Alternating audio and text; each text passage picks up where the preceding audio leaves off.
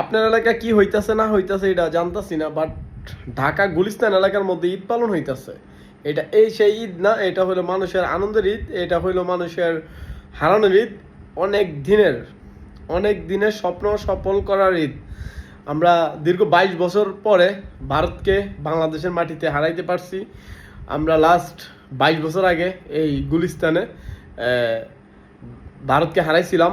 Last আবার 22 বছর পরে হামজা, সমিত সোম, রাকিব, মোরসালিনদের সহযোগিতায় আমরা আবার ভারতকে হারাইতে পারছি। এই হামজার কথা আপনি কিভাবে বিশ্লেষণ করবেন ভাই? হামজা এমন একটা প্লেয়ার ভাই, লাস্ট মনে হয় যে খালি একবারে পেলের মতন গোলকিপার হওয়ার বাকি আছে, আর বাকি সব জায়গায় হামজা ছিল। ডিফেন্সে বলেন, মিডফিল্ডে বলেন, অ্যাটাকে বলেন, কোন জায়গায় ছিল না ভাই হামজা?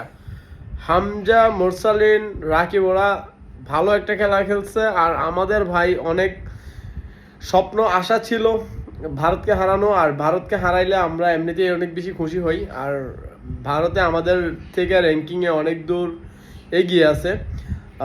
আমরা যদিও এই ম্যাচটা দিয়ে আহামরি কিছু করতে পারবো না, এই ম্যাচটা জয় দিয়া, তারপরে আমাদের যে মনের একটা আক্ষেপ ছিল, আমাদের যে একটা স্বপ্ন ছিল ভারতকে হারানো, সেটা আমরা হারাইতে পারছি। ভারত আমাদের থেকেও র্যাঙ্কিংয়ে অনেক দূরে গিয়ে থাকার, অনেক আগায় থাকার কারণে আমরা চাইতেছিলাম যে এরকম বড় বড় দলের সাথে আমরা ভালো একটা কিছু করি।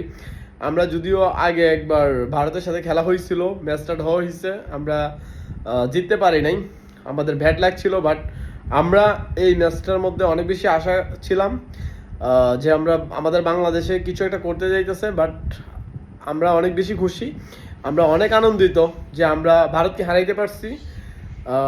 আমরা মনে করি যে এই বাংলাদেশের জয়টা, এই আনন্দটা শুধু বাঙালির না, এই আনন্দটা হামজার জন্য, হামজার জন্য এই আনন্দটা।